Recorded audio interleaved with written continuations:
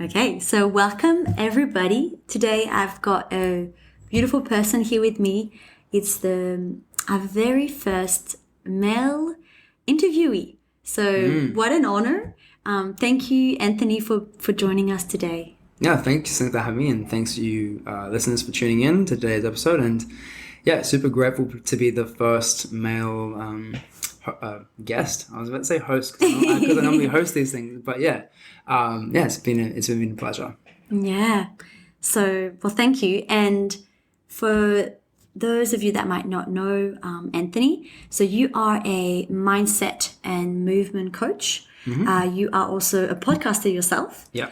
And you are a Web3 creative. Yes. Is that right? Yeah, like I said, it's a bit of a buzzword, but it's a good way to, I guess, encapsulate the different elements of what I'm trying to do, which includes writing, comic creation, also like a bit of like coding with Web3 as well. That kind of involves it, but mainly storytelling. I'd say that's the core of everything. And I'd say if I just whack over creative, that sounds good enough. I love it. No, it makes sense. And it's, I'm excited to actually get in the storytelling part of things. I know that's something we've spoken about together. And specifically, I know that you connect a lot with the hero's journey, and that's something that you teach in the work that you do.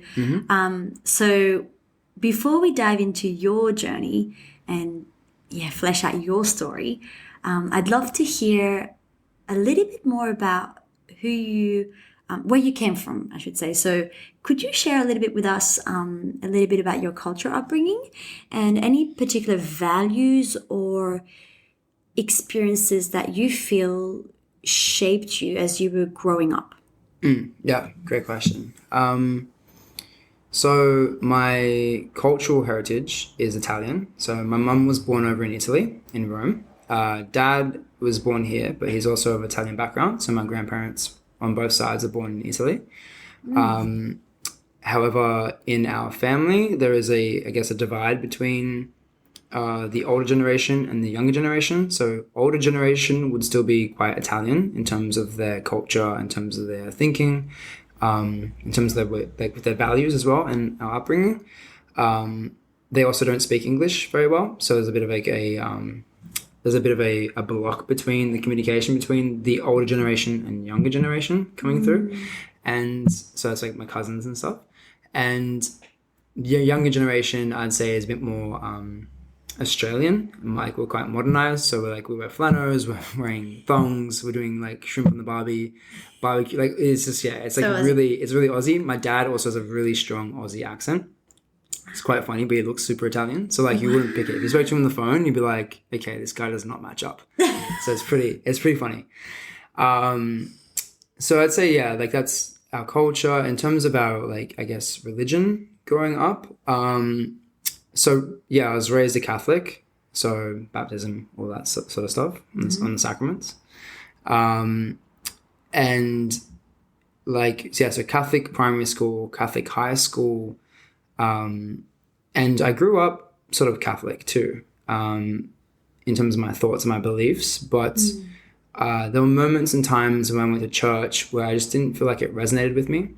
And not so much because of the content, it was more just the words that we were using in church. Like, to be specific, like I remember us standing up and then being like, forgive me, Father, for I have sinned, I'm not worthy of you. And, this whole concept of reconciliation. And I guess it's kind of where these questions kind of stemmed from in some sense. I wasn't quite sure what the sins were. I wasn't quite sure what the whole concept of reconciliation was. And this idea that we are born sinners and had to, atone for that. It's interesting because I have a better concept of that now through storytelling and a more holistic approach, and how this is kind of embedded into a lot of religions, and possibly even Buddhism is a very similar concept too, with that process of suffering being a foundational sort of element to the culture or belief itself. But at the time, it didn't make any sense at all, and I just didn't want to have this shame built around myself if I didn't understand what the sin was. And so I remember going to school and asking my teachers about that, and never really got a good answer. So I kind of started looking into the answers myself, I'd say.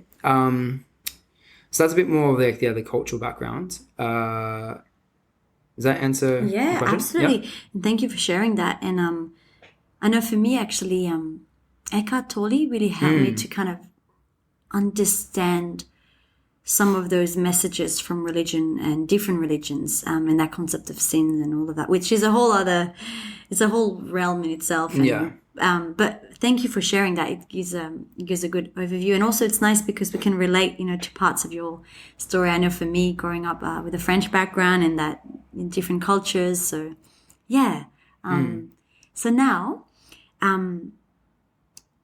I'd love to dive into the hero's journey a little bit. So in the podcast, I ask my guests about their journey of breaking out of what I call the good girl cage. So in your case, the good man or the good guy's cage. Yeah. But before we dive specifically into your journey and all of that, I know that the hero's journey can be a really helpful, I guess, concept or in a way like a map for people to understand the cycle that we go through as humans. And I know that you it's been your work for so long. Expert here?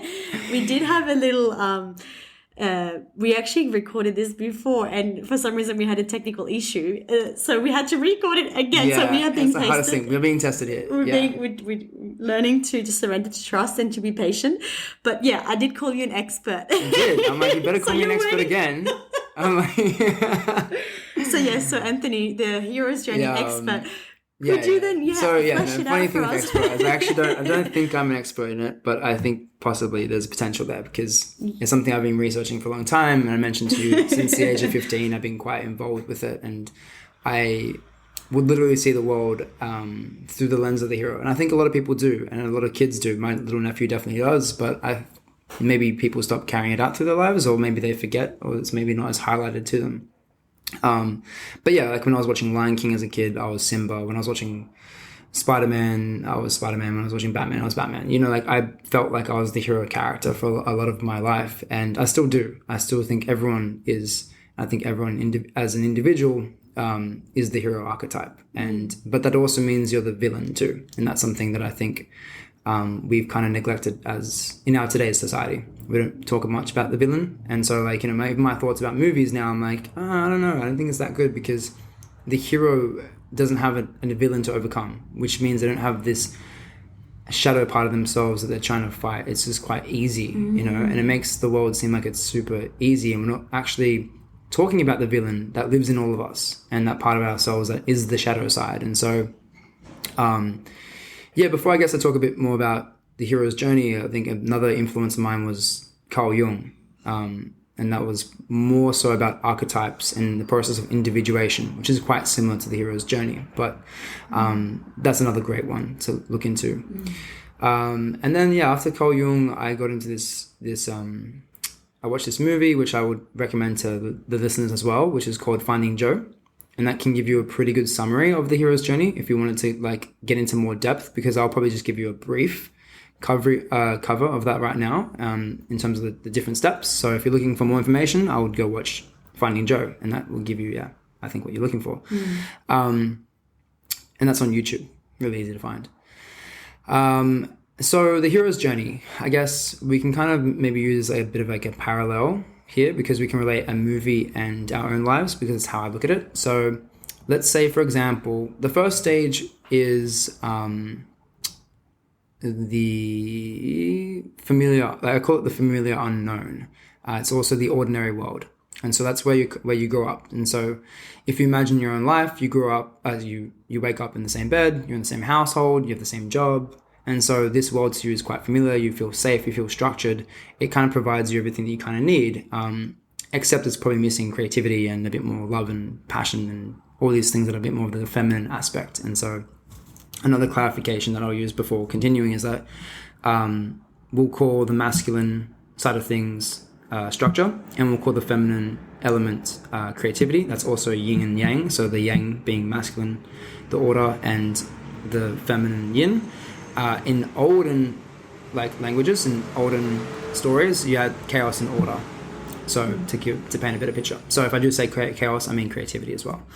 And so you have the ordinary world where the hero grows up. It's quite safe. You then have this element of chaos and creativity creep into their lives. And so if you look at Shrek grows up in his swamp. It's familiar. He loves that place. It's comfortable, provides him what he needs, but he's quite lonely as well. But he denies that part of himself. So that is where the shadow kind of resides, right? And so you have the call to adventure, which would be Donkey, and all these people coming with their pitchforks and stuff like that. And so if you look at your own life and you maybe wanting to look at a new job, maybe get a new job offering, maybe someone you meet in the street says you'd be really good at this, or like whatever else it is. Maybe it's a relationship and you're like on the fence of that. And so, yeah, I guess what happens after that is you have this, sometimes you deny the call. So the hero actually rejects the call. And that's because the mundane place or the familiar place that you're in and the structure it provides is actually quite good. And so there's no reason really to leave. There's no really reason to transform and to change yourself. But I would argue that the process of transformation and evolution is a constant thing, and you're constantly in this, whether you know it or not. And yeah, meaning in life actually comes from being on the journey. Meaning and motivation in life comes from actually pursuing your goals and pursuing your dreams, not actually achieving the goal as well. So it's about being okay with the process of the transformation and knowing that who you are becoming is more valuable than what you desire and what the outcome is. And so Shrek denies the call at first, right? With Donkey, he's like, no, I don't want to go on this trip, blah, blah, blah. And then what happens is you actually have this other moment with the call, which is Lord Farquaad, who comes in and actually wants to rescue this princess. And so Shrek walks in, he's like, you'd be a great knight to go on this adventure, and then says, I'll give you the deeds to your place if you go rescue this princess. And so Shrek didn't accept the call, he denied the call, and now has been forced onto the call. And so to relate this to our own lives, sometimes it's like you're at this workplace or your career where you get fired or COVID hits, and so you need a change, or in a relationship and someone cheats on you. Like these moments in life, they're terrible moments. That's why they're called chaos or creativity. The divine feminine coming down to you, and it shakes you up. And so in that moment in life, you're quite lost, right? And so what usually appears after that is a mentor. So that could be a friend, it could be a literal mentor. And that person's role is to help you transition from the known world, so where you are, what was routine and mundane, to the unknown world, which is where the growth and the change and everything happens, right? So then you go from mentor, crossing the threshold, and then you have a part where you go through trial and errors. That could be like, now you're dating new people and you're learning new skills. Maybe you learned something in your previous relationship about your values, and so that is something you've developed into your character. It could be you're trying and testing new jobs, applying for jobs. That's that trial and error period. Then generally something comes up and you're like, great, I want this thing, but hey, guess what? A part of you is stopping you from achieving that. And so there's the next step, which is the sacrifice. And so, example, I just got a new job. And in order to take the new job, I need to give up playing OzTag on Wednesday nights because I have to get up really early. And so I need to kill a part of myself in order to achieve and attain what it is that I want. Relating this back to religion, that's the whole process of like reconciliation and atonement, to become at one again and to give up something that was meaningful to you in order to achieve something else. And so we can relate religious themes into this as well.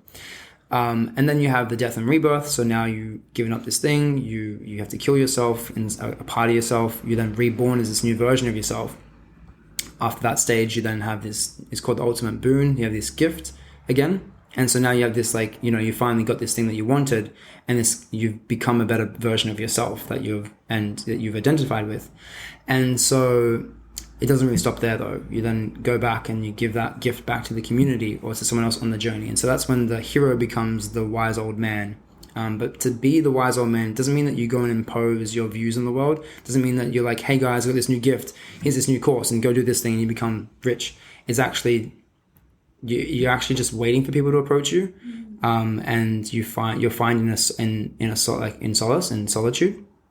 And that's why you have like in Star Wars, you have like Luke Skywalker becomes the wise old man at the end and people reach him out or seek him out. Or the wise old man usually lives on a hill or a mountain or a cave because they're like They're no longer really integrated in society in that way. They've broken, let's say, like a better word, they've actually broken the cage. They've seen different parts of the world, and they know that you can't really save the world until you save yourself and heal yourself.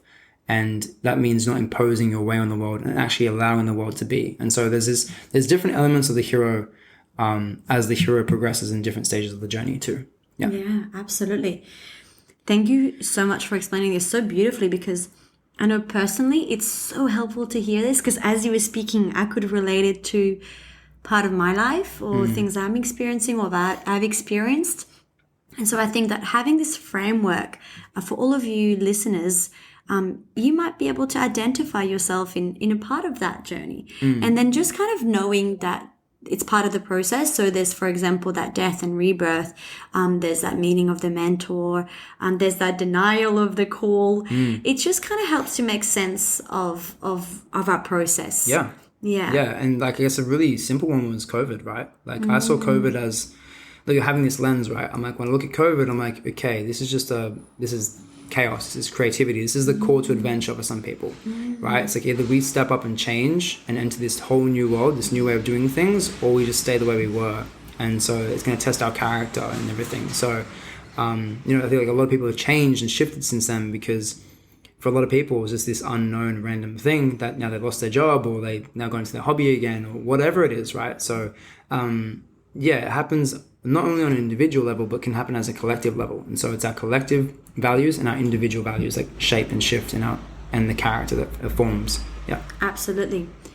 And so I know that probably the hardest, well, actually, I don't know. I was going to say the hardest part of the journey is definitely, well, for me, I'm seeing it, it's like that when you actually choose to step over the threshold, and sometimes to use the metaphor of breaking the good girl cage or breaking the good guy's cage, or whatever cage you identify with. And by the cage I mean a certain it's usually, I would say, mostly in terms of your mindset, or how your current reality is, where you are not fully sharing your voice, you are not fully connecting to your gifts, and you're not sharing your gifts with the world. You're kind of staying small, and you're perhaps not even sure about who you really are, and so you're in this cage and you're not really living life to the fullest, So I'm curious to know about your journey. And was there a moment in your life where you kind of woke up in your bed, like we start the story, and you were kind of like, shit, things need to change? Or was it something, was there a catalyst? It's interesting because, like I mentioned, like the hero's journey has been a very, I guess, profound and meaningful kind of connection to my life, and in terms of what I do for work and the choices I've made as well. And so actually for a very, very long time, I've wrestled and struggled with a lot of parts of my life in terms of, especially with the masculine archetype. So that means, like, example, like my dad has certain expectations of me, he's got a business that's quite successful, and do I want to take on that business? And because that path is quite easy for me to follow, right? And it makes sense. And a lot of people are like, oh, you can make money there and you're going to have a really good life. I'm like, I could, but it's not what I love. And there'll be moments in my life where I've actually succumbed to society's expectations. And so an example of that would be the choice to study sports science at uni. So after school, I was like, well, the normal thing to do is go to university. And I was quite good at sport. So I got a lot of social affirmation from sport. And so it made sense for me to do that. However, I don't know if it was necessarily what I wanted to do. What I wanted to do was study psychology. But I had fear around that, because people were like, oh, if you study psychology, then you're messed up and something's wrong with you. And what's this person trying to hide? And so I was quite like, I don't want people thinking that of me. And so I didn't really take on psych. But another point of that was, like, they didn't study Jung. When I asked them about the syllabus, like, Jung wasn't a part of it. They were much more into Freud. And so I think most people know of Freud and not Jung. But they were partners. We won't go into the history too much, but they were partners. Jung was a lot younger. And so Freud always saw himself as the mentor to Jung. but Jung was, if not way more highly intellectual and holistic in his approach, and actually integrated a lot of Eastern philosophy into his work as opposed to just Western. He had a very, very beautiful mind. And so when that wasn't really studied there, I was like, I don't think I'm actually going to get what I want from psychology. And so I continued to study this sort of stuff on my own. And so, it was hard because even when I was studying sports science, I was kind of studying like Jung, and none of this really made sense to my family or to people around me. And there's been this part of me that has struggled, as I mentioned earlier, even which we spoke about in our first recording, was me chopping and changing where I live as well when I was younger. To give a bit of a context, like I was always moving houses, 28 now, and I've lived in maybe 20 different houses and moved every single year. And the longest I've been in one place has been 5 years. So I'm quite used to change in that regard, but not used to stability and security. And that also reflects to me the hero's journey, like the ability to continually grow and evolve and change and kill parts of yourself. So then I'd say for a period of time, maybe between 18 to 22 to 23, I became this person that I still love today, but I'm not necessarily proud of.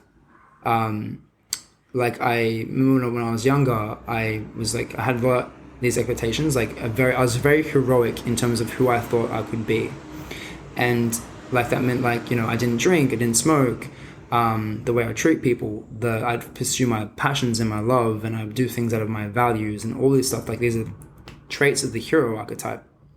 And then from 18 to 23, I think I consider myself popular at school or outside of school. When I was 18, I worked in a bar, so that again wasn't really tied to my values. I worked there because I thought it'd be fun. I thought it'd be easy to meet girls and go into that party sort of that party vibe. And so then I was drinking. I wasn't really myself. I took jobs that I wasn't necessarily that weren't really aligned to me. Like I worked at Telstra, and then I was pursuing things not because of the core value or truth of myself. I was just kind of doing it because I felt like that's what everyone was doing, and you want to fit in at that age and point in time. And I think a lot of people still want to do that, and rightly so, because it's safe, right? You feel safe in that area because that's who you're known as, and so that's your identity, that's your mundane world, right? So related to the hero's journey, it's the ordinary world. But a massive turning point, which I can tell you about, is was the relationship with my first girlfriend, and also my best friend. She was my best friend first. But in trying to pursue her, I was not myself. I was so I worked in a bar, and she worked in a bar down the road from me, but it was owned by the same people. So if there were work events and things like that, we'd meet each other. And so, I try to be funnier. I get drunk to be more confident and all these things. And I would hide parts of myself that I didn't like to share. I didn't share much of the hero's journey with anyone about how I perceive that, how I like to write, storytelling. I didn't share my love for philosophy. I didn't tell people that I played chess too much. I didn't, a lot of these parts of who actually me that I would actually go to in solitude when I'm by myself, but I wouldn't share that with the world. And so, I guess breaking the cage doesn't mean becoming this this bad boy. It could actually be this part of yourself that's just authentic, right? Yes. It's breaking parts of yourself that you perceive to be useful to you to fit into society, but actually the truth is you're this thing. And so and you said people are the lesser they're not becoming the hero or the big version of fame, whatever it is. And it's interesting because I don't think sometimes it's not necessarily about having the fame, it's about the authenticity. So if you genuinely just to stay at home and write and to contribute back to the world in that way as your authentic self, and maybe your writing impacts people in your community or people around you, I think that's your potential. That's what you want to seek out. It might not be the fame that you're looking for. And I think we can overlook the impact of such simple things in life. And I think, the most impactful people that I meet in my day-to-day life are the ones that are just super content and happy with the simplicity of it. Although I am not pursuing simplicity myself, because I don't think that's my authentic self. But I sometimes wish it was, because I think maybe it would be nicer to have that and to be okay with that. And I think there will be a time in my life where I will be okay with the simple things. But I'm 28 now, and I feel like, there's so much more to explore, and I want to explore that.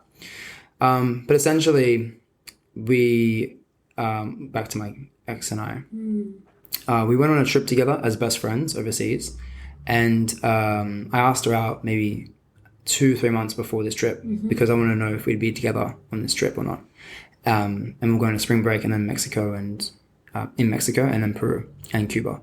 And I thought, well, I better find out, like, if this is my girlfriend, otherwise, I'm going to talk to other girls when I'm over there and blah, blah, blah. And I got rejected. And so I was like, okay, cool. Sat with that. That hurt a lot. But I was like, okay, at least I know now what I am to her on this trip. And so we're just friends. It means I can talk to other people and X, Y, Z. And then we're on the plane there. And then she admits to me that she likes me. And she actually wants something, and she was afraid. And I was like, oh no, I just got over this thing. Shit. And I was like, okay. And then I had this like instant feeling of like having to try and impress her again and become this other person again, right? To ensure that I actually locked this thing in, And we got there, got off the plane, and we met a bunch of people from the same town as us over here in Sydney. And they're like, oh, come out with us. I was like, no, I don't want to go out with you guys. Like, I want to go and have this conversation to confirm that we're going to be boyfriend, girlfriend sort of thing. And then, I wasn't really, at that point in time, I wasn't really in my masculine. I would kind of like let things flow a lot and just accept, like, yeah, okay, we'll do whatever you want to do and just let the night go on. And so I kept letting a lot of, and then to relate this to the good boy cage or bad, the cage part of this, right? I'd constantly allow people to decide what we're doing. And it wasn't what I wanted to do, right? And because I had a fear of letting people down and not being fun and being seen in a different way. And so we went for drinks and dinner, and then I was like, well, we'll go back after this to the hotel room. And then they're like, oh, come out to an event with us. And then they bought her a ticket. And I was like, oh, I don't even want to go to this thing. But I was like, whatever, we'll go. And then we went to this event, and I felt like I was getting jealous because one of them was talking to her quite a bit. And I was like, you know what? This is day one. I'm in spring break. I'm in Mexico. Let's let the hair down and let's go party. And so I ended up actually buying drugs, which I'm not really into. I'm into now, but I was back then because it provided social affirmation. And I bought everyone one each. One guy didn't want one, so I had two. I then blacked out, didn't remember a thing. I lost my wallet, lost my phone, I lost my shoes, I lost my wristband to the place. Woke up next morning and I was like, okay, what the hell happened? I looked over to her, and she was like just disgusted in my actions and who I was and everything, and didn't even want to be on this trip anymore. And then so I was like, okay, that was a real like shock. So what moment was that? That was that moment, because I let her down because I wasn't being who I actually was, and I knew that. And then I thought, like, I'm never actually going to ever find the person that's right for me if I'm never actually who I am. Because even if I do impress this girl, impress someone and bring them into my life, acting as this other person, then I'm actually never allowing myself to be me. And then I'm going to start to either one, resent that person, or just resent my life. And so that was the first moment I swore that I was just going to like be my authentic self. And that was at the age of 23, 24. I came back, had another moment like that, still drinking. And I let my sister down. And I was like, okay, I let my best friend down. Then she became my girlfriend. Managed to turn that around. It's a long story, but we won't go there. And then let my sister down. I thought, okay, I'm tired of letting people that I love down. So I guess that was my call to adventure. That was my turning point. Yeah. Wow. Thank you so much for sharing this, because it's so beautiful, because we're talking about the hero's journey, and you also mentioned the importance of, or the fact that within each hero there's the villain, and in other words the shadow aspect, and that's part of us, that's part of our evolution, that's part of our transformation. And especially in this society, we often hide from that, or we don't own up to that, or we don't really dive into that, and I think that limits us as humans, or in our journey. So we don't accept that. We don't accept that. Yeah, so I still accept that the character lives in me. Yeah. 100%. I know that. But I just now have a relationship with it. And I can let that person, that side of me out in different ways, in other ways that don't affect people around me, because I can look at it. Where if I completely ignore it, it comes out and makes fun of me. And that's why it's that's why it's called the Joker or Jester character or the Shadow, because it's poking fun at you so that you can become the hero. Wow. Yeah, and I mean, that's really powerful, because that's ultimately how we grow, is by looking at that, and everyone, we've got dark and light, or whatever, shadow and light.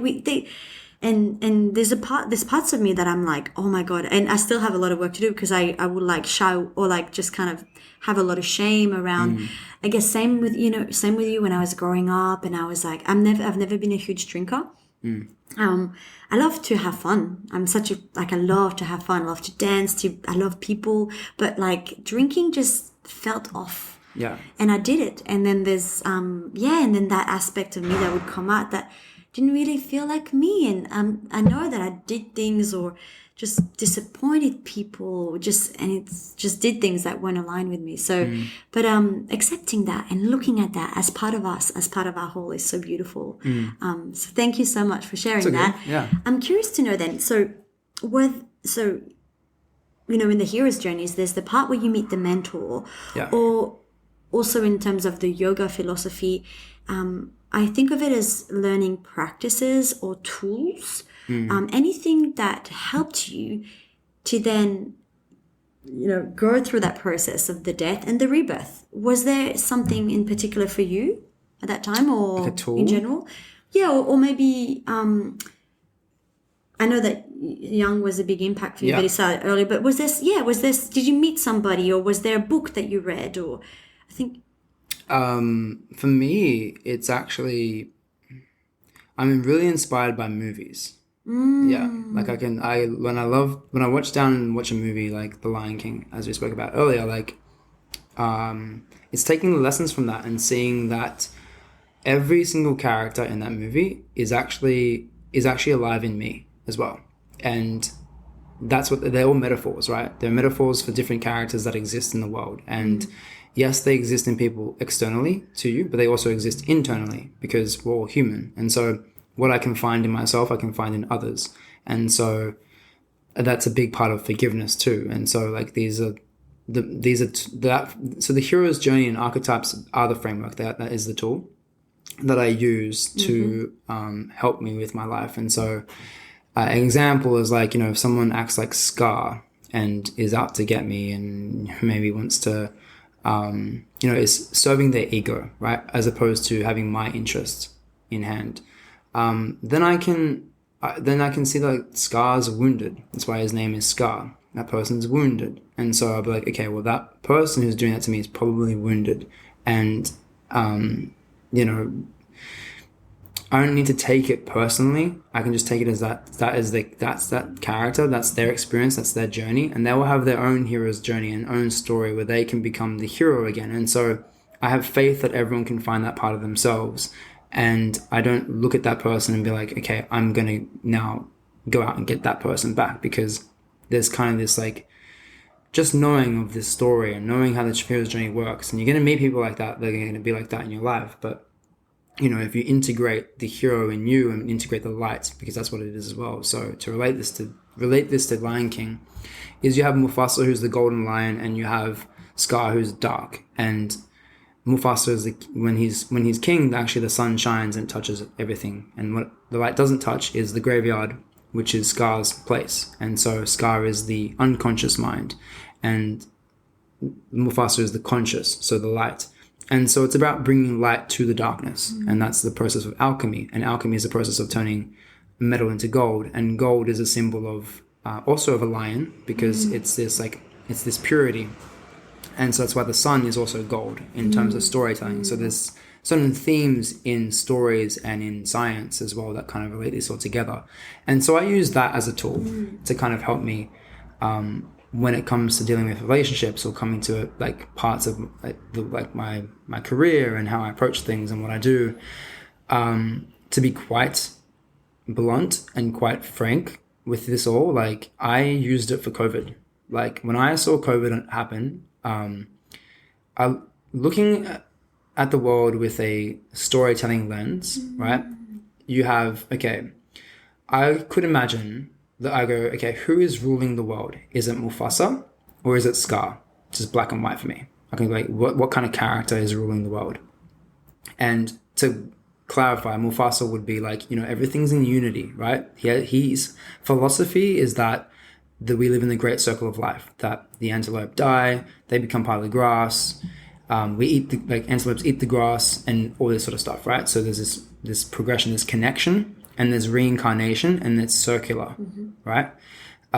Where if you look at Scar, his self-interest, right? It's dark. There's a linear progression. He's more, you know, it's not about how things are connected. He doesn't even have the concept of the circle of life, right? And so when I look at the world, I go, do we have a concept of a circular vision in terms of this continuation and connection, or do we have Scar's values, which are more self-interest imposed, which means that, you know, would we sacrifice our character for money? And that's pretty day and night for me. And again, day and night, right? Day is Mufasa, night is Scar. So there's these two elements. And so when COVID hit, I go, okay, great. This is something chaotic. This is the call to adventure. But I believe that the Scar, the metaphor of Scar, is ruling society. And he's trying to impose his values on the world. And so when we got put into lockdown and stuff, again, it's not about connection. It's not about being open. It's not about sharing our story. People being black. It's about actually trying to contain everyone. I was like, actually, I don't agree with this. And I think that being a human, a civilian, right, on the other end of this, in terms of the hierarchy, it's like, well, I need to know who's in charge. Is it someone that I actually am inspired by, or someone I'm not inspired by? And so then I decided not to get the jab, because I don't know the consequences of someone who doesn't have my best interest in mind. And I know that that's the case. And then this reflects into my workplace too. And so if I go to my workplace, is my boss someone who I want to become? I work in the health industry. Is my boss drinking? Are they partying? Are they smoking? How do they treat their staff? Are they on time? Are they punctual? Do they have these characteristics of a hero or a king? And if they don't, then I don't necessarily trust everything that they say and do. There's a lack of integrity there. And so I use that framework as a tool to make choices on whether I stay somewhere or I go somewhere. And because you become a part of your environment and your environment shapes you. And so that would be my biggest tool to people listening, is like, you know, have a look at who is ruling the world or framework you're in, whether it's like society as a collective, whether it's in your relationship, whether it's at home, whether it's at a workplace. Because the same thing happens at home. Is my dad tyrannical, or is he loving and caring? Are we a part of this as a collective? Even though he might be a leader, is he giving everyone equal contribution to the table, which is King Arthur? That's why they have the Knights of the Round Table. You know, so you could look at these dynamics and be like, what's happening? How is it structured? And looking at the structure of something will tell you what its intentions are. Yeah. This is so, this relates again. I relate to so much of what you're saying. And I think this is why stories are so powerful, because, I mean, I've been reading the lens of like using tools and practices and books and all of that. But stories, we've spoken about this before, we've caught up, how stories of, you know, they're timeless. It's how it's such a crucial part of humans and their evolution. And I've actually, I'm sure listening to this, you've had that as well. When you're watching a movie and suddenly it's like, whoa, a massive like light bulb moment into an aspect of your life. So I love that you just the tool of stories. And I actually really want to watch The Lion Kings again now. We can watch it together. I watch it all the time. It's beautiful. It's an amazing movie. Yeah. It's amazing. Yes, we're doing this. So, wow. Yeah. I could go on forever about that stuff, to be honest with you. Like, I don't know where to end with the storytelling aspect, but the storytelling is a tool, right? Like, even you look at Indigenous culture, Aboriginal culture, that was around for thousands of years. It's actually storytelling. And you look at religions, right? They're stories. Yes. And stories means like stored information, and history is his story. So history is just the story that we tell about our past. And so we can always change that, and you can always change your story as well, right? So there's this element. Stories are beautiful because they like provide structure, but at the same time, they're the perfect balance of structure and creativity, because you can always, they're malleable, right? You can change how the story looks from one perspective to another perspective. And so, yes, you might have breathwork practices and all these things, and I do all those things and I practice those things, but nothing has been more powerful than storytelling. And I think people know this. That's why they use it with marketing. That's why they use it in a whole bunch of ways to, media. Media is storytelling. And so if you shift the story and beliefs of society, that changes how we act. And stories tell us how to act. And so they tell you about, how you should act in a certain situation. And the reason I tell you a story is so you're like, you want to know more. You want to know, what is that story? And that's why people do in podcasting. What do you think podcasting is about? We're telling our stories and people listening to our stories so they can work out what to do in their life and in their story. So like at the very core of everything we do as humans, I feel like is story. Yeah. Absolutely. Yeah. Yeah.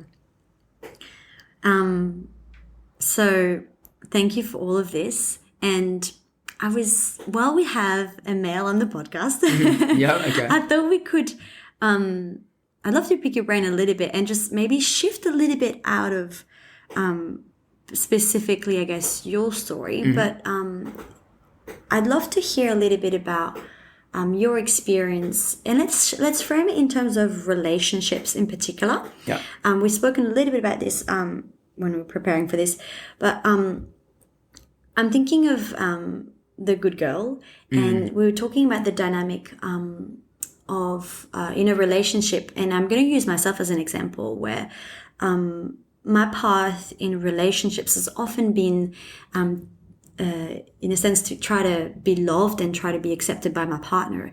And I know a lot of women relate to this, and as part of this process is neglecting part of my needs, not really saying what I want because I didn't want to perhaps then be rejected, or then I didn't also on a simple level I wasn't fully connected to my heart. Obviously I wasn't fully connected to my authenticity, and in other aspects of my life not fully embodying my truth, which that meant that I was showing up as this kind of half part of me, but this good person, I was sweet, I was perhaps people pleasing, I was like yet that created a dynamic in the relationship, and I had really shit boundaries, just like not being able to really say yes and no, even something simple as, do you want to do this or no? Like, yeah, kind of, I don't know.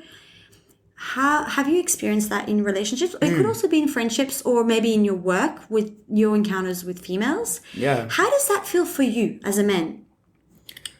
Oh, interesting, because there's both sides of that. I think everyone has both sides depending on how they view the other person. So, example, my first relationship, I actually was a bit more submissive. I wasn't super submissive, but because I was trying to please them and trying to impress them, I was kind of giving up what I wanted to do in order to which I then, through that story, I then rectified and changed and was like, I'm going to be myself and be my authentic self. And then in my next relationship, I felt like I was that. I took on more of this like masculine role and a lot more leadership and direction and clarity in what I wanted and fun and joy. However, my partner at the time lacked their sense of self. So they were submissive. They felt like they were part of my story. And relating this to story, both of them, right? In both cases, it was one way. It was one person's story or then my story, right? And I think it has to be both. It has to be a collective. And you need to be writing the story together. And so it means coming together and having a shared vision and understanding each other and actually understanding each other's stories. And it's not saying that your story is right or wrong, because it's not about that. And you can see anything in however you want, because it's how you've experienced the world, and that's true to you. And so there's always truth in that. Doesn't mean it's the truth, but it means it's your truth. And there's a definite distinguish between those two things.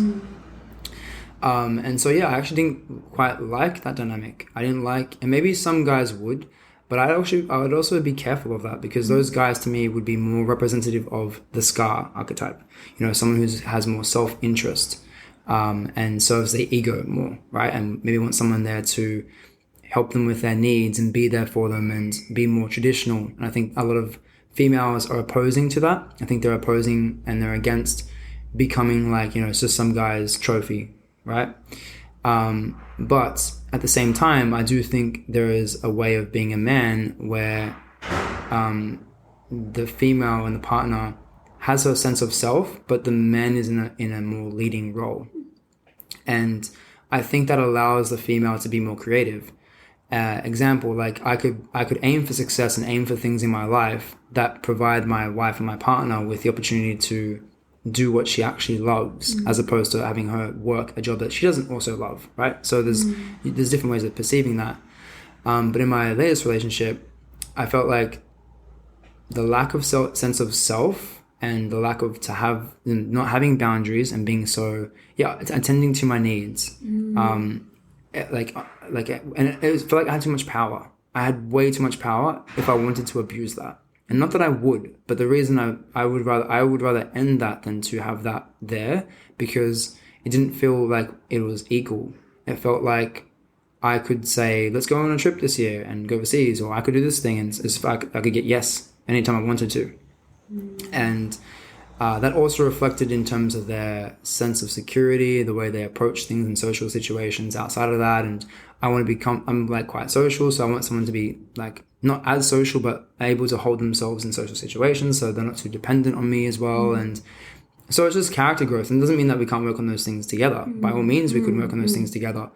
But that's something you need to decide in a relationship. Is this something I want to help you out with? And it doesn't mean help you with, like, I'm not doing these things for you. It means you work on these things whilst we're here.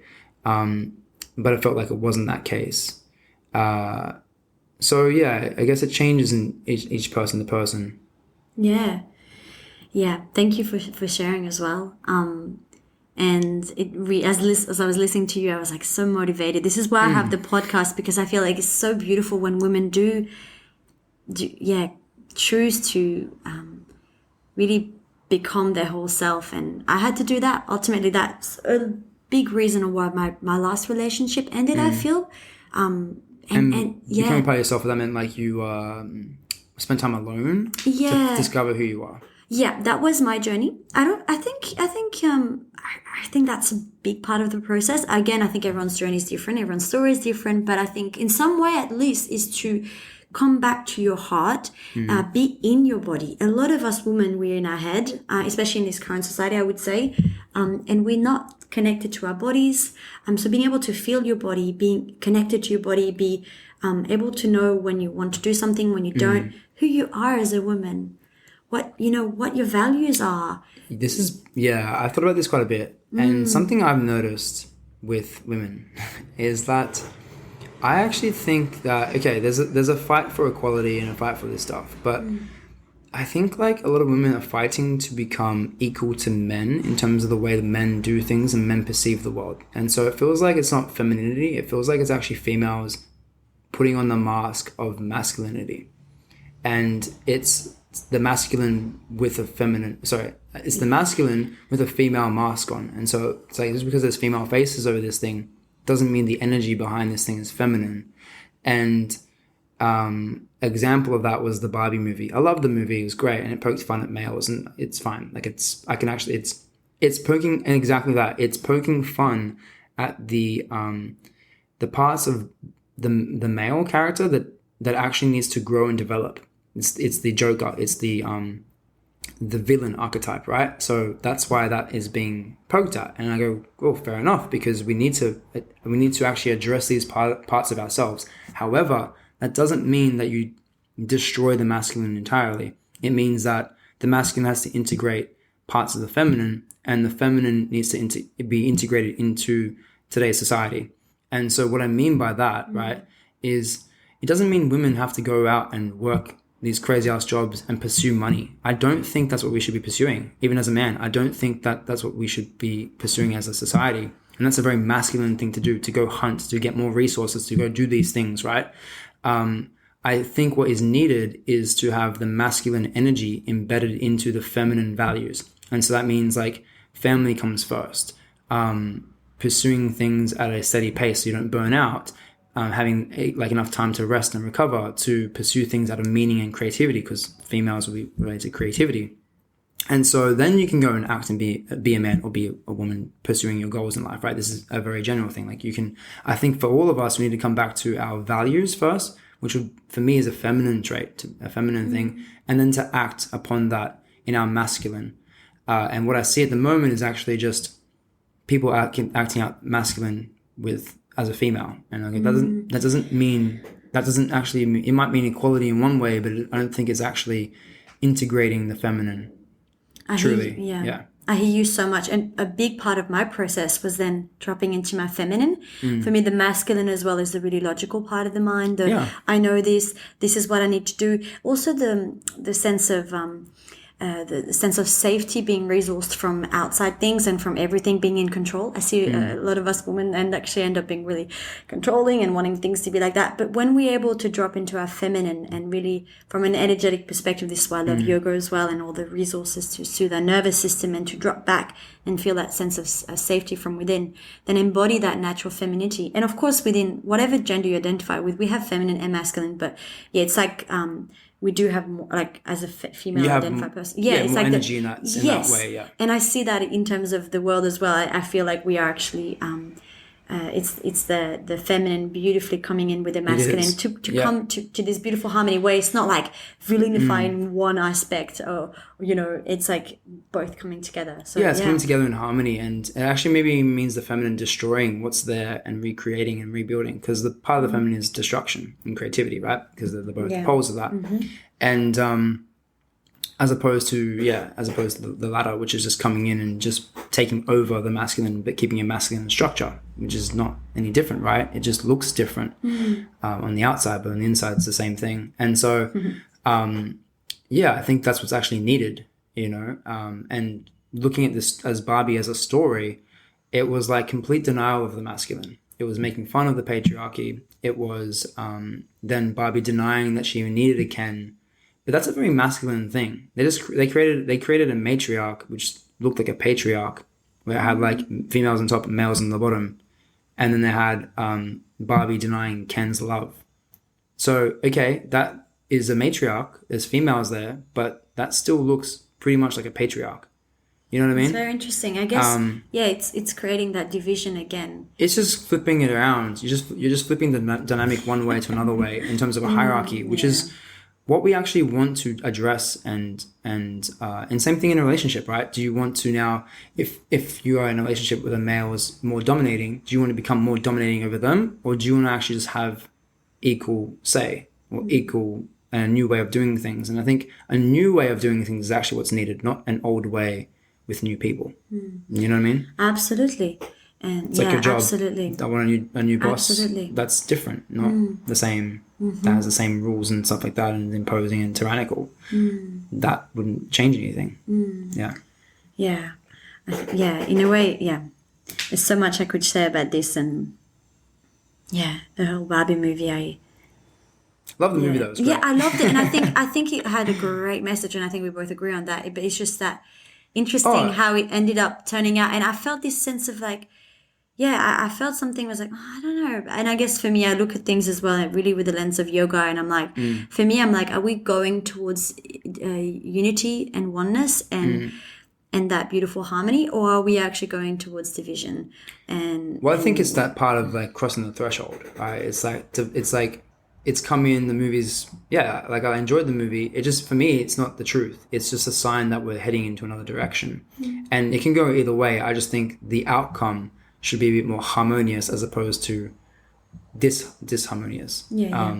So it just means like things are changing, and like that's great, but how are we now going to structure it? How are we now going to change these things? And that's the discussion that needs to be had, you know. I think that was the message for me, and I loved it. Even like Barbie facing morality, right? That's a great thing, because once she became aware of her death, she then wanted to do things in the world, and it's the same for all of us. Like once we become aware that this life is we're going to die and pass away, then it's like, well, what does this mean? How do I attribute meaning to this? What do I do with it? And maybe reincarnation exists, but you as your own individual person right now, me as Anthony doesn't exist anymore. Even though my spirit might exist, it doesn't mean that me as Anthony doesn't. And I want to play and live and explore Anthony as much as I can whilst I'm here. And then, maybe I'll be reincarnated into something else after, but I won't be me again in terms of this me. So there's joy in that. Yeah. I've been actually really reminding myself about, actually, I try to do it quite often. Like, if I were to die tomorrow, or if I were to die in 1 year, like, what are the things that I wish I I'd do? Or how do I want to show up to my neighbor? How do I want to show up? Because that's the reality. We're all going to die. So it's just, this precious life. You don't go overboard though. No. Every day is not every day. But it's a light thing. It's like, I don't think of it as like a dark thing. No. I'm like, as like this Let's is make so the most precious. Of this. Yeah, it's this precious. is so beautiful. Like, living each life I really struggle with uncertainty. I'm struggling with it right now, actually, but I'm trying to, every day change is inevitable. But anyway, I do wanted to ask you, trying to think about, because I do want to be conscious of your time. No, I really I have as much time as Okay. I'm conscious of your time. Yeah. I can go on forever. I'm good today. Yeah. Was that, I feel like, were you going to say something just then? No.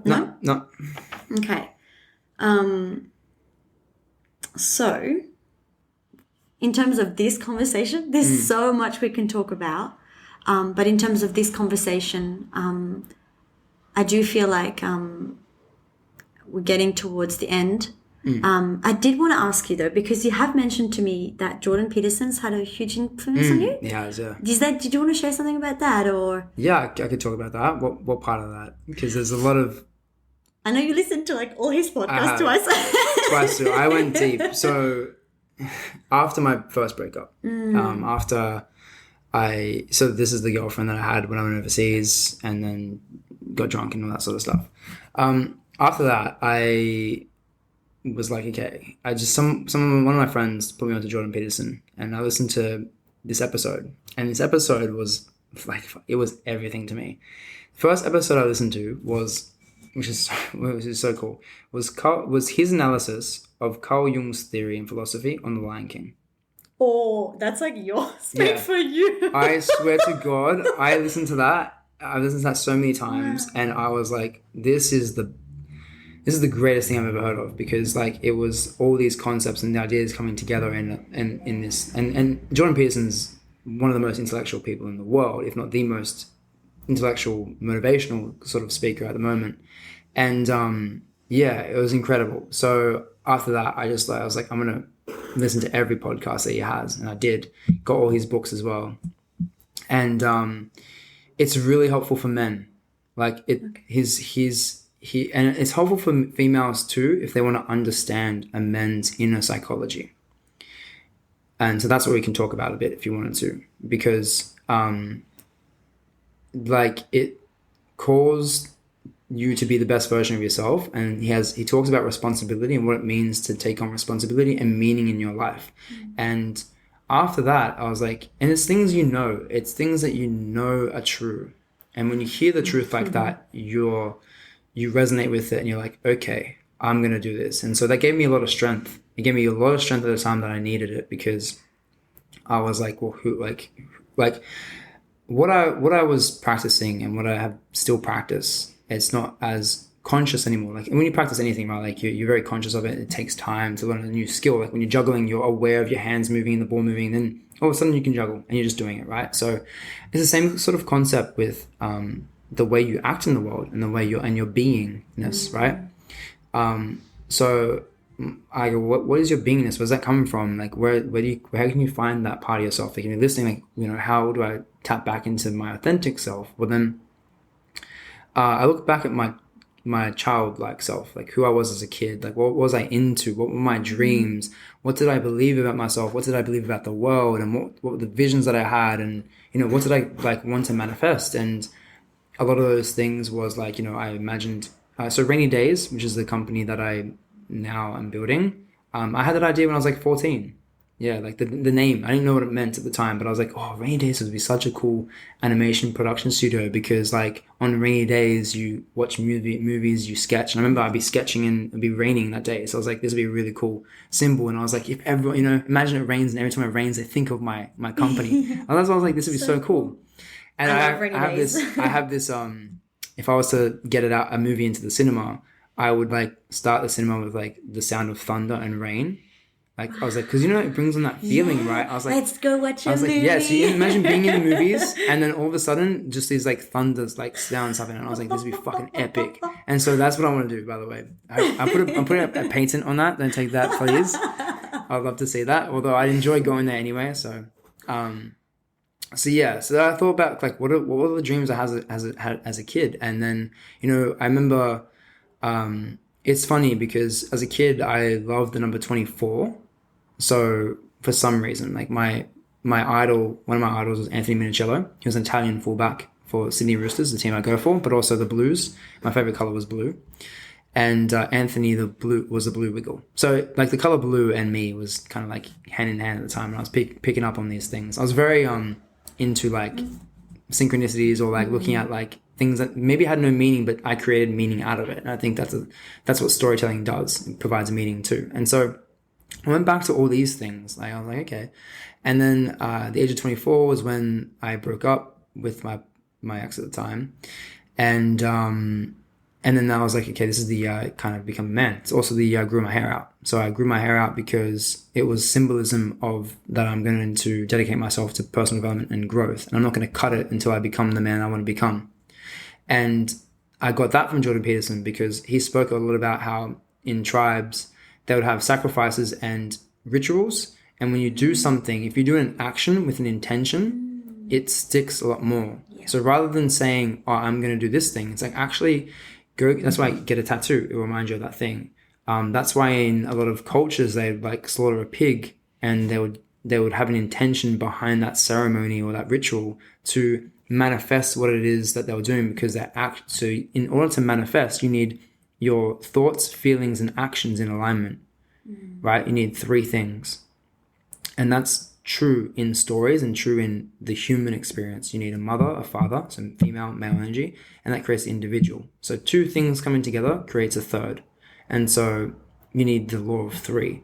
And so it made a lot of sense. And so then I started implementing things like, okay, well, how do I align my thoughts, feelings, and actions together? And then that comes back down to like, okay, pick 3 core values. What are your 3 core values? And so Jordan Peterson would talk a lot about how you see the world in terms of your values as well. And that became very helpful, because if you understand your values, you then change the way you see the world, and you get to decide what your values are. Example, do I value money or do I value family? In terms of a hierarchy. If I value money, then what I'm going to see in my day-to-day life is opportunities to make money. Like someone might say, oh, I started a new business, and you're like, oh, I'm really interested in that. How'd you make money in that? Or, like your story, it shapes your narrative. So your values shape the narrative that you tell yourself. And so if my value becomes family, then I might be like, oh, there's a podcast about how to become a better parent, or a podcast how to become a better mom, or a podcast how to raise a child. And so you're naturally now drawn to that because you value that thing. And so when you value something, it limits what you see in the world, right? Because in order, for me to spend time with you right now, I need to be here and value this conversation. I can't have other conversations. So with that comes like this narrowing down. And so it means that you need to become something too. It means you need to get rid of other things. And so people are afraid of values in today as well. But nothing has any value. Nothing has meaning. Well, if nothing has value and meaning, you are lost. You're in a place of uncertainty because there's so many options now for you. And I actually made that mistake when I was younger. I didn't know what job to do, didn't know what job to take, what path to take. And so I had to come back to what's been a common theme in my entire life. What have I valued since I was a kid? And that would be my character, a sense of adventure, and my family. And so those 3 things now I decide, will this job help my character? Will it help my family? That means my future family too. And does it help is it a sense of adventure? And yes, great. If the job offered me 200 grand, it was a job that I hated, it was boring, it was behind data analysis, which I wouldn't really enjoy, I'm not really good at, and something else. So great. It doesn't have it ruins my sense of character because I'm actually forgoing my character. It's not, it could be partly adventure because it's something different, and it might help my family, but it doesn't have my 3 core values in it. And so I would move away from that. And that was something that I learned a lot through Jordan Peterson and through my current mentors now as well, that taught me this process and how to find your values. That's a different thing, which I'm more than happy to help people with, and what my book actually helps people with as well, which is the Hero's Journey book, is about coming back to values, because you make all your choices in life based off what you value. And so the other thing is, if you don't like what you see in life, you don't like what's happening to you in life, it's maybe because your values aren't aligned to your true higher self, right? And that's why people constantly change and shift and have to restart again and all these things. And so you're better off discovering your values. And so use your younger years to discover what those values are. But if you're older, come back to your values, and that will bring you a sense of that sense of dopamine, achievement. It's something you never hit. Values are intangible. That's the other thing. People, and something Jordan Peterson talks about is your vision in life has to be intangible, because your motivation once it hits something, right? Once you hit a goal, it stops. And so it has to be something you actually can't ever attain. I can't ever be the best version of myself, but the best version of myself is trying to become the best version of myself. If that makes sense. Yeah. And because if I became that version, I'm like, well, what next? I'd fail and I lose motivation. And so I think a lot of people make the mistake of pursuing goals. And so they're like, okay, I want to get a house. I want to get this job. I want to get this thing. That's goals, right? They're tangible things. And if you pursue tangible things, you will hit those things, but then you need to keep pursuing new things. And if you don't have enough new things to do, and you don't know what your values are, and you're just achieving things for the sake of achieving things, which is this whole breaking the cage thing, right? The whole premise of that is here are a bunch of items you can pursue in the world. Go pursue these items because they'll make you happy. They won't make you happy. And they won't provide you with meaning. What will provide you with meaning and happiness is your values. Based off these values, here are some things that could help you. If you value creativity, then maybe find a job in art or in music or in things, right? So then now you can choose where you want to go, but they're driven by your values. Yeah. Having values that are connected to your core, to your higher self, to the yoga and the yoga principle is so helpful. And in terms of, for our listeners, for me, I know on my path, it was to help me direct my energy instead of being so dispersed, doing things that I didn't really like, trying to fit in, all of these things, knowing really who am I, what do I value, then that's helps to know what to say yes, direction, what to say yes to and what to say no to. To bring this full circle, by the way, I remember how I spoke about being Catholic in the beginning and the questions of sin, right? And this is something Jordan Peterson helped me out. I'm glad you asked this question because, Jordan Peterson. It's brought out a lot. It has brought out a lot. And I don't know much about Jordan Peterson, by the way. But I just know it's been a big influence for you, so I thought it was great to because talk about. There's the modern Jordan Peterson. There's who he is after he became famous. And there's Jordan Peterson from the 90s to his profession to date, right? There is a shitload of research and podcast episodes and studies and seminars that he's done where he wasn't in the spotlight, where he wasn't being asked questions on his political views and things that the media wants to ask questions on. There's his organic, what's he actually passionate about is stories, and he was really passionate about finding out how we stop someone becoming Hitler again. He was really fascinated by how did someone like Hitler come about, right? And the answer is through stories, and his book is called Maps of Meaning, and so it's tracing. It's the same concept of the hero's journey sort of thing. He actually talks about it quite a bit, so that's where I learned a lot of information from too. But relating it to my own study and Jung as well. But sin, right? And this is something I learned from him, was that sin is actually a Greek archery term. So hamartia means to sin, and to sin correlates to miss the target. So when you aim for something in archery and you miss the target, they say sin. And so sin means to miss the values of your life, to miss what you're aiming for in life. And so then to atone means to become at one again. So to have proper aim again. And so I started to then realize that actually what Christianity was about and what Jesus was about and why he died on the cross, to me, this is my perception of it, right? Is he's in the center of the cross. So he's proper aim. He represents being in the middle of something, you know? And you look at a target when you're shooting, right? There's a cross in it. And so that helps you aim properly. And so Jesus is a symbol of proper aim in life. And he is a classic hero archetype. He's someone who died for the world and gave up his own self-interest for others, you know, to contribute back to society. And he always did the right thing and all that sort of stuff, right? So what that meant now was like, as a kid, I didn't know what it meant. But now I'm like, okay, there are times in my life where I don't adhere to my values, where I don't do things out of my heart, which is, again, Christ consciousness, right? Acting out of your heart and not your mind. So Mufasa, again, would be the heart and Scar would be the mind. And that's evident because in Lion King, Scar would literally say, you might have the brute strength, you have like the heart, the heart and the force, but I have been given the intellect. And so intellect, your mind, is seen as the can be seen as the evil as well, right? It's the part of you that wants to intellectualize, and which it can do, but it has to be founded upon proper values. So once you have your values, like, okay, how do I actually now achieve this and add my intellect and my gift to this, right? But values first. And so, yeah, that made a lot more sense. I was like, okay, so when I've sinned in life is when I haven't actually acted out of accordance of my values. That means, you know, I forwent my values in a certain situation. Like maybe I picked a job for the money. Maybe I dated someone for their looks. Maybe, you know, and you know this as well. Like it's different for everyone because everyone has different values and different ways of seeing things. But you know what the truth is for you. And so when you don't act in accordance to the truth and your truth, that would be a sin. That would be something you need to now atone for. And so you're always forgiven for your sins, you know, and I see God as the higher version of myself. And so the higher version of myself, I can always become that if they are forgiving of what I've done in the past. And so I will be like, great, I didn't act out of accordance to who I could be.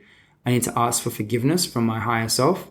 And if I have a great higher self looking down at me, a Mufasa, not a Scar, they'll forgive me for that unconditionally. And that's what God is and who God is at heart. And so then I need to bring that shadow part of myself, that dark part of myself, and sacrifice it to God, sacrifice that to the light, right? And then he heals, or she, whatever you want to call it, heals the darkness and brings that into the light. And I can integrate that back into my character because I've been truthful about my mistakes. And that's why you have this concept of reconciliation. And so all these principles in religion and Christianity make a lot more sense to me now. However, I don't consider myself Catholic. I consider myself integrated with a lot of different stories and different beliefs that I've now taken on these principles and attributed them to my own life. Because I think another mistake we do is that we just follow things for the sake of following things. And if you don't understand the structure and why these things are in place, you're just doing it for the sake of it, which isn't the truth, which isn't authenticity. And so I think why I love the hero's journey so much is that it's a framework, but you can create your own story. You can create your own principles, your own values, your own everything, but in accordance and in harmony with everyone else who has the same framework. And then you can go and create. It's like a business, right? There's certain business tools that you could use to create a business, but the outcome's different. You can create a business in health. I can create one in beauty, but there's a framework. And we all use that same framework to create what we love. And that was, that's how I'd like to, I guess, wrap things up for you. Yeah, it's so nice to come full circle. And I thought that'd be nice to wrap it up. Absolutely. Wow, thank you so much. I'm so grateful for your time. I'm grateful for you giving me the time to share it, because it can be quite, I try to talk about these things on my own podcast, but it's completely different when someone asks you the question. You can go back and forth. Otherwise, I'm like, where am I going with this? How does this make sense? I know I know the answers, but I don't know how to contextualize it and if it's making sense to the audience or to yourself. Yeah, absolutely. So it helps a lot. So I appreciate that. Yeah, you're so welcome. And talking about your podcast, I'd love to know, how can people find you, and also if there's any exciting projects or things that you want to share with us about podcasting or anything Web3, I'm not sure. So the podcast is called Personal Evolution. you can find that, I would say go to my Instagram. So the Instagram is Out of the Caveman. So coming out of the cave.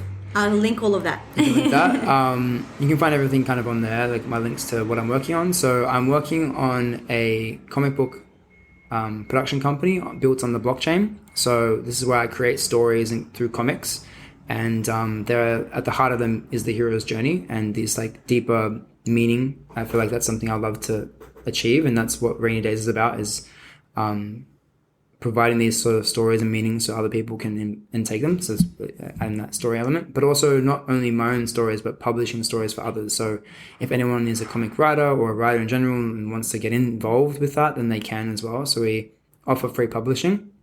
And I built it on blockchain because blockchain allows you to give royalties back to the artist. So it's all automatically programmed, so they will receive. I'm undecided on the royalties. It's going to be a 70-30, so 70 to the author, artist, and 30% back to the platform to help build the platform out and to support marketing for artists and all that sort of stuff too. It's pretty much 100% goes back to giving. Honestly, that's kind of how it is. But I know that we need to make money as well in order to give more. So just working out what that looks like. And then I am now, on my podcast, I'm going to be talking about my travels. So my goal for this year is to go on the hero's journey. So I've been talking about it for a long time. I feel like now it's time to actually do it. So I'm going to go and study like a new method of training, which could be like breath work, could be martial art, could be yoga every couple of months, and then bring it back to the community here in Manly and teach that at a place at Movement HQ. That's where I'll be based. And I'm also working on 2 other projects. I'm just kind of like assisting on those, like guiding them through their Web3 journey as well. Yeah. So much to look forward to. So lots to look forward to, yeah. I look forward to this journey just begun, right? Yeah. I look forward to hearing about your travels and seeing the gifts that you bring back to the community through your journey. I'm looking forward to having you on my podcast. Yes. So your listeners can get ready for that as well. We'll dive into a bit more of the evolution side of things in terms of your spirituality and a bit more about yourself. So your listeners can find out more about you, which is cool. Yeah, because I hear you. It's so nice to also be asked the question, because then you can share with it. It's such a nice feeling. So maybe I will even link that, even if it's later than when we publish this podcast. I'll eventually link the episode in this current episode. We can just co-share it. Yeah, we can post them both on our platforms. So you'll be able to find it.